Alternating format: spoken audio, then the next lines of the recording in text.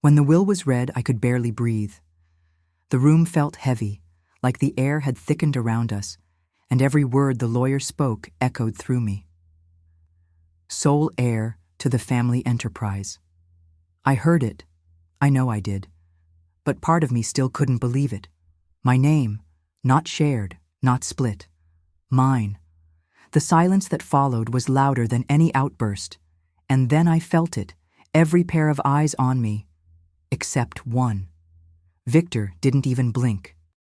He just smiled, that familiar, practiced smile, the one that never quite touched his eyes, and leaned back like nothing had happened. Of course, Father always saw Clara's potential, he said, cool as ever. I knew him too well to believe that. He'd always assumed he'd take over. He was older, louder, more entitled. He thought the company was his birthright. And now he was furious. But he wouldn't show it. Not yet. I should have felt triumphant. But instead, I felt this knot twist inside me. This wasn't just about business. This was about legacy, about everything our father built. And I could feel it. Victor wasn't going to let this go. Not because he loved the company, but because losing control meant losing face. And he would do whatever it took to reclaim his power, even if it meant burning down everything in the process. I threw myself into work from day one. Long hours, tough calls, everything. I wanted to honor Dad's trust, make him proud. The team started to believe in me. I could feel that. But there was also this undercurrent I couldn't ignore. Victor was still there, just out of frame, sitting in on meetings, nodding along, making polite conversation. But in the background, he was already undermining me, calling me emotional, too soft, whispering that I wasn't strong enough to lead. And some people were starting to listen. I started noticing small things at first. A hesitation when I walked into meetings, a few colleagues avoiding eye contact. One afternoon, someone from finance asked if I was doing okay, with that slow, pitying tone people use when they already believe something's wrong.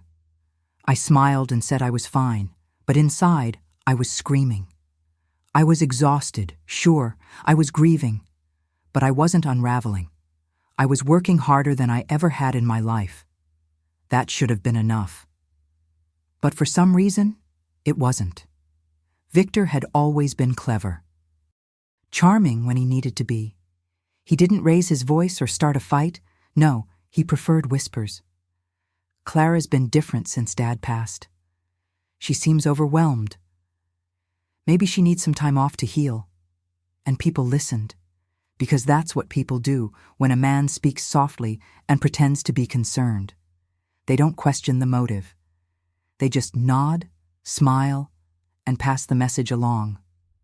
I didn't have proof, not yet, but I could feel the shift. Like the walls were quietly closing in, and I couldn't quite pinpoint where it started. I'd hear things secondhand, that I was impulsive, that I cried during a strategy meeting, that I didn't seem stable enough to handle the pressure. Lies, all of it. But they were sticky lies, the kind that cling no matter how hard you scrub. And once a story like that gets out, it doesn't matter what's real. It only matters what people believe. Still, I kept going. I showed up. I delivered results. I led with clarity and compassion, just like Dad taught me. But every win felt thinner than it should. Every compliment from the board carried a hidden pause. I started wondering who had already turned, who had been pulled into his orbit. I wasn't just trying to prove myself anymore. I was fighting to protect what I'd already earned, and I had a sinking feeling Victor wasn't done testing me. One evening, I stayed late at the office. Everyone else had gone home, and the silence felt strange, not peaceful, but watchful. I sat at my father's old desk, running my fingers along the wood grain he once drummed his knuckles on when deep in thought. I used to stand right here as a kid, watching him talk about resilience, about legacy, about earning your place. He believed in hard work, in fairness. That's why he left it all to me. He saw what I was capable of, even if others refused to. I found an old note he'd tucked into a drawer, just a scribble, probably from years ago. Don't let anyone rewrite what you've built.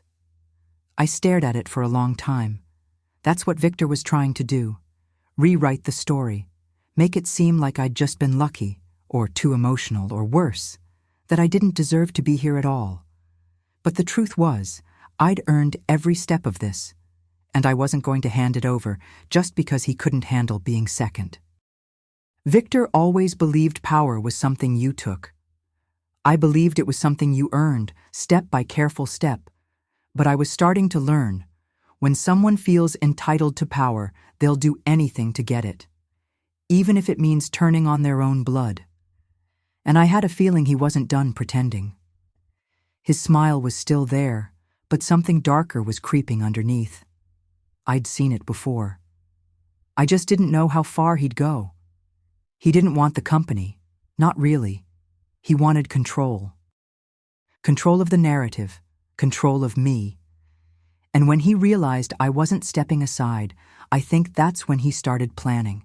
Not a conversation, not a compromise, a campaign.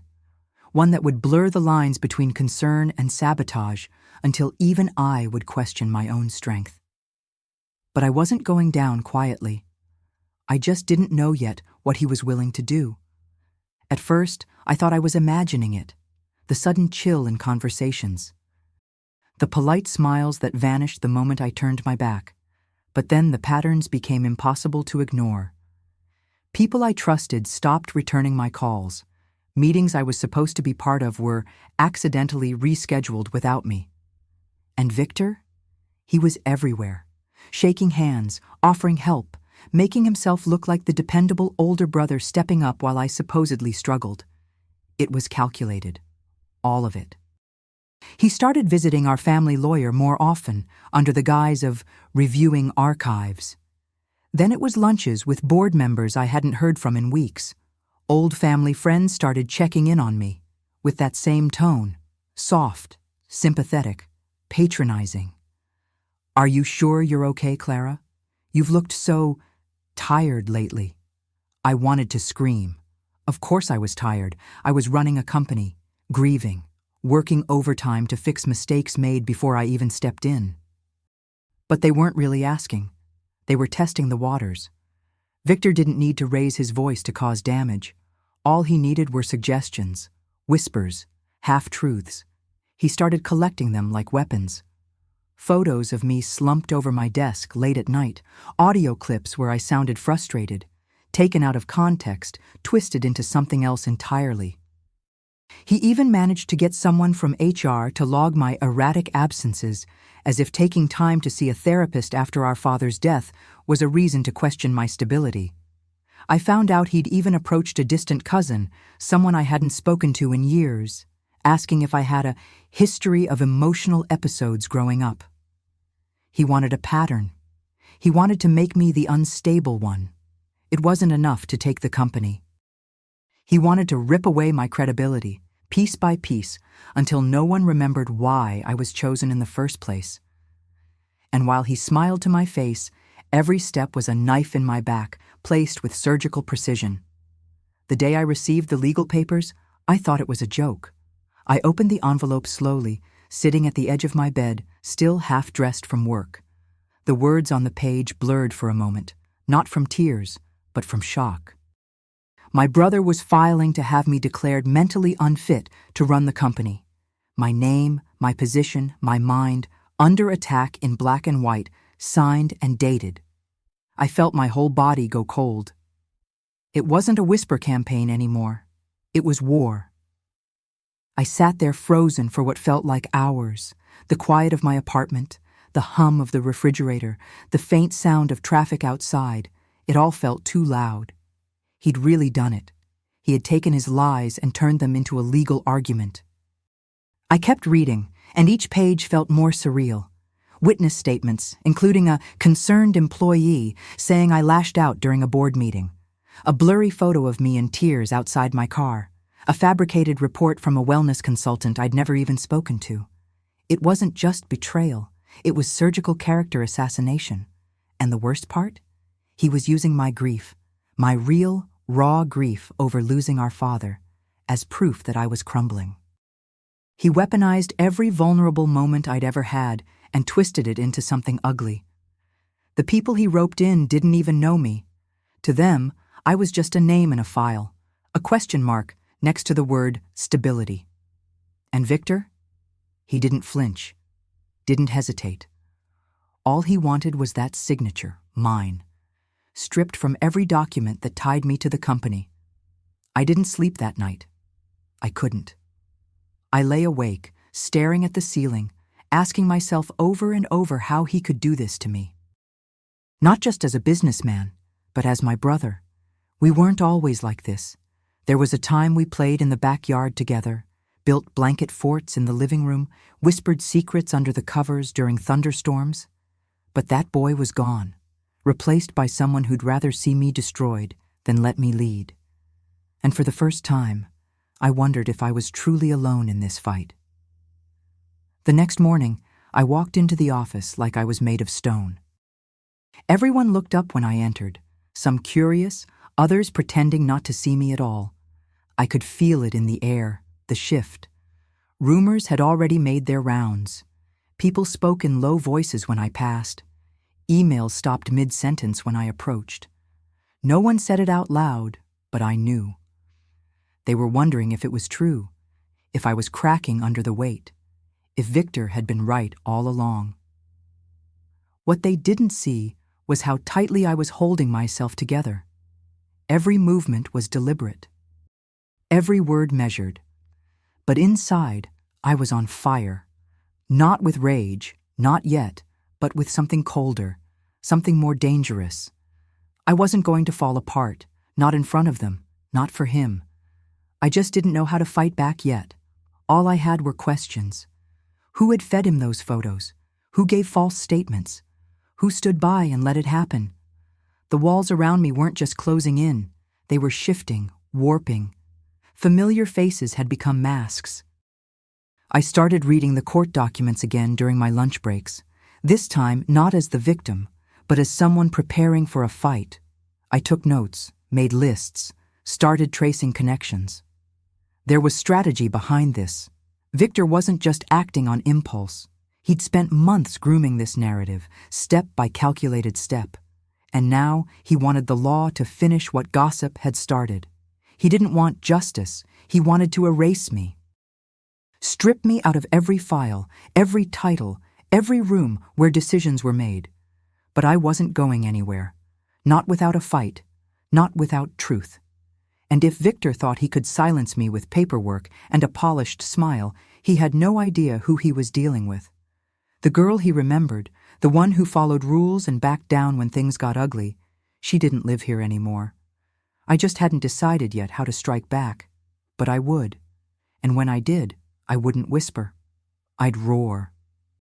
I gave myself one day to fall apart. Just one. I stayed home, shut the curtains, let myself cry until I couldn't feel my face. It wasn't weakness. It was necessary. I had to release the weight, the betrayal, the fear. Then I stood up, poured a glass of water, looked at my swollen eyes in the mirror, and made a decision. I wasn't going to survive this quietly. I was going to fight. Not like Victor, with lies and shadows. I'd fight with facts, with truth, and with fire that didn't flicker. My first call was to a lawyer, not just any lawyer. I found someone who made corporate sharks lose sleep. Her name was Marion, and within 5 minutes on the phone, she'd already laid out 3 ways to dismantle Victor's case. Then came the private investigator, a calm, gray-haired man named Ellis, who took notes like a novelist and listened more than he spoke. If he's hiding something, Ellis told me, we'll find it. People like your brother always leave fingerprints, even when they think they're being clever. From there, it became my obsession. I combed through emails, cross-checked meeting records, reviewed phone logs. I looked at things I used to overlook, and slowly, the cracks began to show. A timeline that didn't add up. A conversation Victor claimed we had That never happened. An IT manager who remembered him asking how to retrieve deleted texts. Each thread led to another. It wasn't just paranoia anymore. It was a pattern. He hadn't just tried to discredit me. He'd fabricated an entire version of me that never existed. Then Ellis hit gold, a copy of an email Victor had sent to a psychologist, offering compensation in exchange for a written evaluation, claiming I was displaying symptoms of burnout and paranoia. I stared at the screen for so long, my coffee went cold. He had really tried to buy a diagnosis, manufacture a weakness. Use my mental health as a weapon, and for what? A title? A desk? Control? That was the moment I stopped feeling afraid, and I started feeling something sharper. I was done playing defense. I started documenting everything, every conversation, every odd interaction, every time someone hesitated before speaking to me. I kept a journal, saved emails, backed up phone calls. I wasn't paranoid. I was prepared. Marion told me that the court didn't care about feelings. It cared about facts. And so I armed myself with them. Every shred of evidence was a small rebellion, a refusal to be erased from a story I had every right to be part of. No more second-guessing, no more explaining myself to people who'd already picked sides. Then, almost by chance, it happened. I caught Victor in a trap of his own making. One of the board members, someone who hadn't spoken to me in weeks, asked if we could have coffee off the record. I didn't expect much. But over the second cup, she leaned in and whispered, "He said you wouldn't fight back, that it'd be easy once you were out of the way." My throat went dry. I asked if she was willing to repeat that. She looked away. "Not yet," she said. "But if you ever need me, really need me, call." That was all the confirmation I needed. He was getting bold, careless even. That's what happens when you believe your story is the only one people will hear. But I still needed something irrefutable. And then came the moment I hadn't dared to hope for.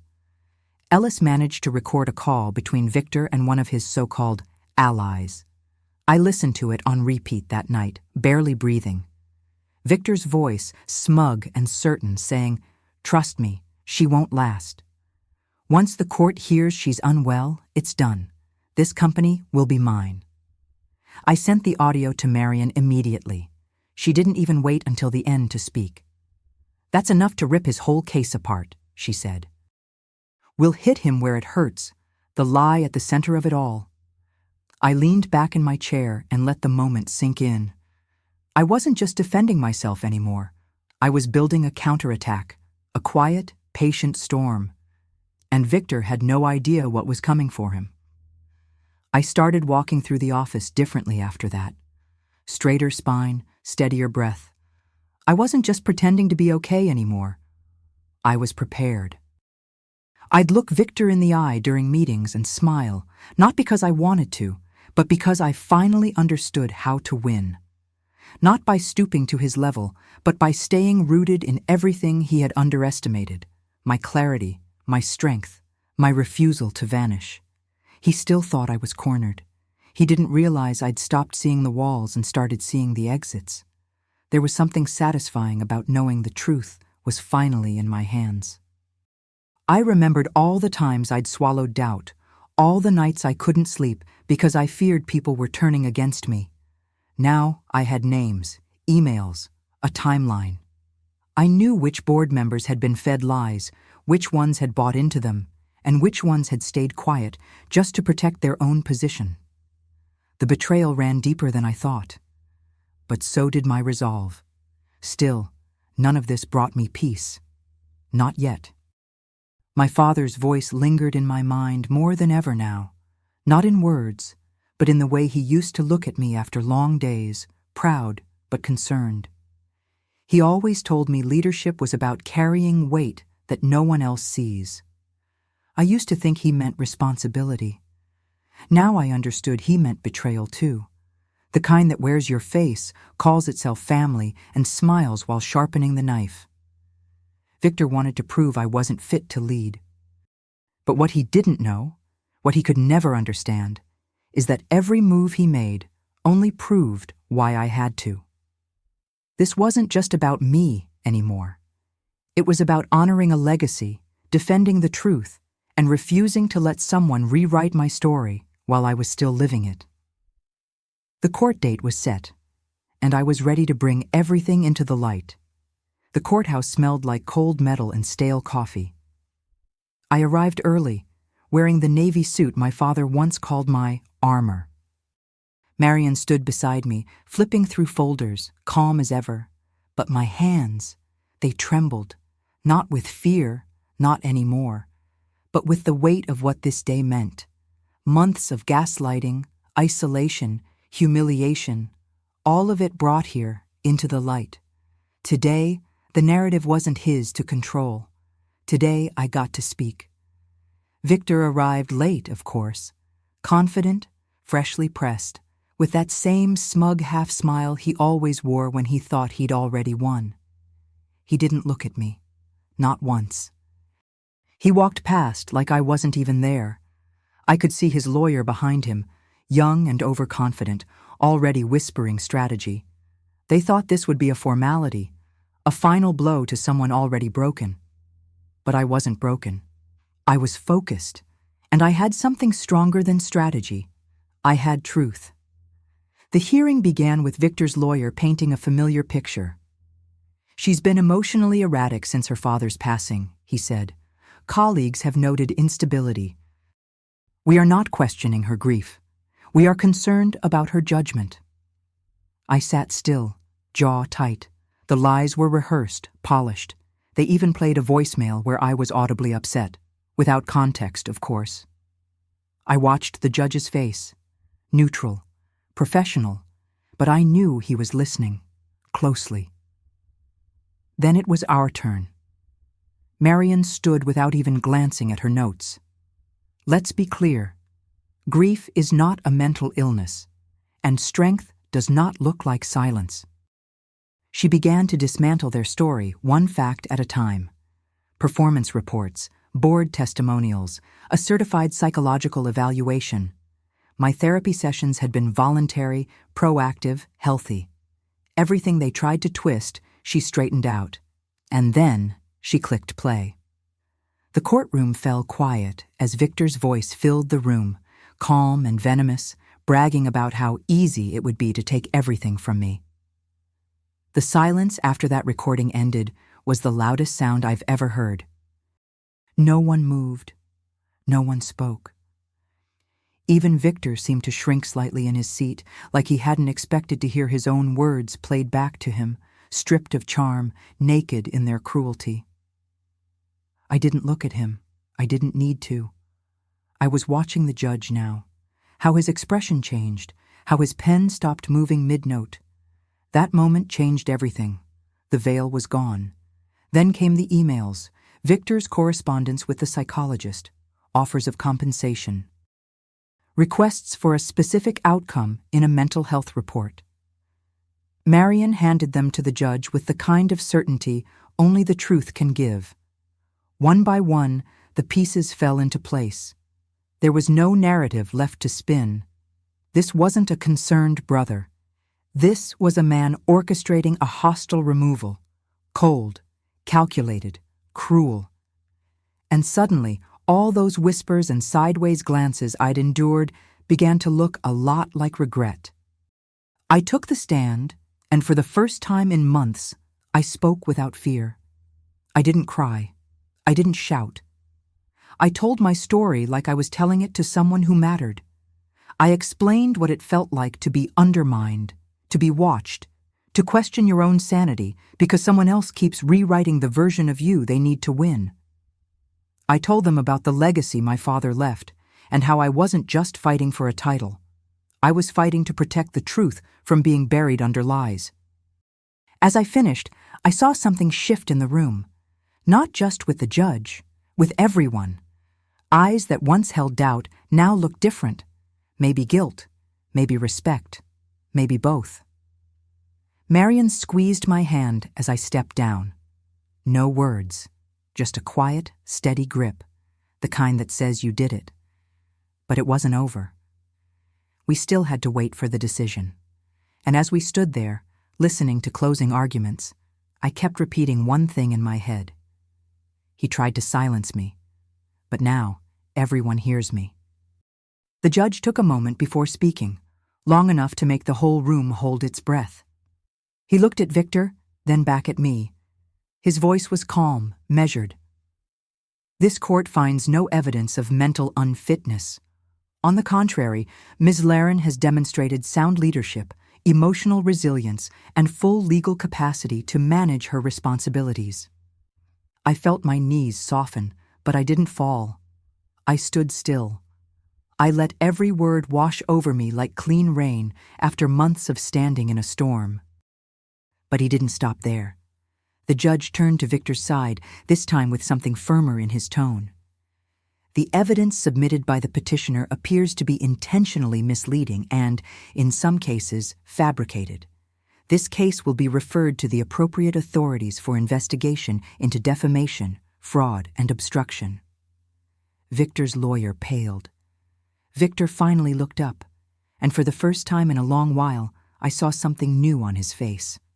Not confidence, not arrogance, but panic. I didn't smile. Not because I wasn't relieved, I was, but because this wasn't a victory lap. It was a reckoning.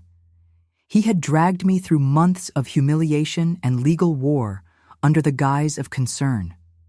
He'd tried to take my voice, my place, my mind. And now, the truth had taken his mask instead. The same charm he used to manipulate others had finally betrayed him in front of the one person who couldn't be fooled. We walked out of the courthouse slowly, the world outside feeling sharper, louder, more alive. Reporters were waiting, but Marion held up a hand. No comment, not yet. This wasn't about headlines. It was about healing, about reclaiming space that had been taken from me. Victor thought this hearing would end my career, my reputation. But all he did was hand me the loudest microphone I'd ever held. And I wasn't done speaking. Victor's downfall wasn't loud. It was slow, quiet, public, and devastating. The news spread faster than I could have imagined. Board members distanced themselves. Allies vanished. His name became a cautionary tale whispered in corridors where ambition used to make him king. He was fined, officially barred from holding any position within the company. And the company? It flourished.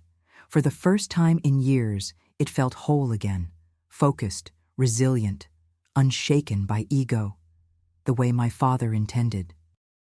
Still, I kept my distance from the headlines. I wasn't interested in revenge through reputation. That wasn't the win I wanted. I wanted peace. I wanted legacy. But there was one final thread I couldn't leave loose. Marion and I discussed it quietly, behind closed doors, with a proxy firm whose name wouldn't raise suspicion. Piece by piece, we began acquiring the shares Victor still held. Quietly, legally, strategically. The final purchase came through on a gray Tuesday morning while I was eating breakfast. A single signature. And just like that, I owned it all. I didn't tell him right away. Let him stew in the aftermath a little longer. Let him adjust to a world where no one returned his calls, where invitations stopped arriving, where silence answered every door he knocked on. Then, a week later, I sent it. A single framed copy of the board resolution stating his removal and the share transfer. Alongside it, a handwritten note in my neatest pen. You said I wasn't capable of running it. Now you're not even allowed to walk through the door. I didn't need to hear his reaction. I didn't want a response. That wasn't the point. The point was never to humiliate him. It was to free myself, to take back everything he tried to turn into a weakness and make it my strength. He tried to define me as fragile, unstable, incapable. But I'd redefine myself on my own terms, not just as a leader. As a survivor, as a builder, as a woman who stood up when silence would have been easier. And I wasn't done building yet. The company's annual gala came just a month after the final court decision. It wasn't lost on me how symbolic that timing was. I stood backstage for a few seconds longer than usual, listening to the murmur of the crowd, the clinking of glasses, the hum of celebration. My name was about to be called. And this time, I wasn't just the CEO. I was the sole owner. The room I once walked into with hesitation was now filled with people who looked at me differently, not just with respect, but with trust. As I stepped onto the stage, something in me settled. Not pride, not relief, something softer. A deep breath after a long swim. I looked out at the audience, my team, my mentors, even a few faces I once doubted. I thought of my father, of everything he'd built, and everything Victor tried to steal. And I began to speak. Not about the scandal. Not about revenge. I spoke about resilience, about the weight of legacy, about the quiet strength it takes to rebuild when no one's clapping yet. I told them about what it means to lead through grief, to find clarity through noise, to keep going when the only voice you hear is your own, telling you to stand up again. I didn't sugarcoat it. I talked about fear, about the loneliness of doubt, and how sometimes what looks like a breakdown is actually the start of a breakthrough. The room was silent, not tense, attentive, and when I finished, I didn't expect applause, but it came anyway, gentle, honest, earned. Afterward, people came up to me one by one, not just to congratulate me, but to thank me. One woman from accounting said, "You reminded me I'm not crazy for standing my ground."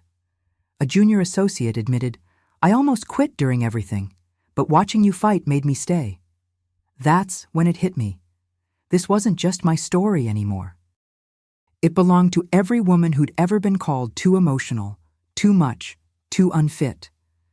And suddenly, the word unfit sounded like fuel. In the weeks that followed, I didn't chase headlines. I didn't grant interviews. I didn't need the world to know what happened in detail. Because the people who mattered already did. My leadership wasn't built on public opinion. It was built on consistency, truth, and the quiet confidence that comes from surviving something meant to break you. I returned to work with calm purpose. Meetings resumed, projects launched, we thrived, and the ghost of Victor's influence faded like dust finally swept from the corners.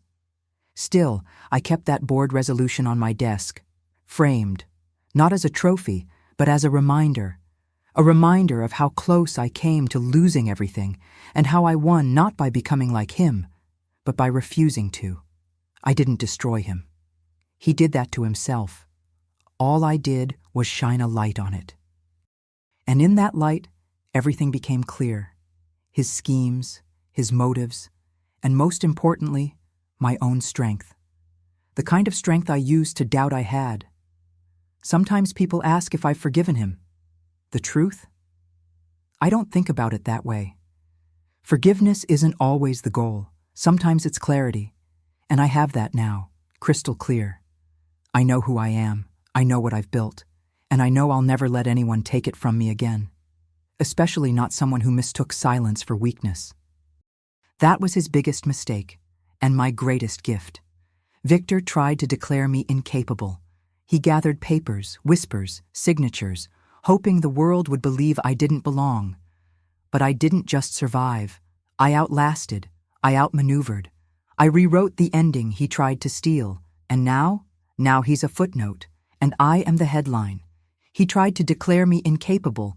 I declared him irrelevant.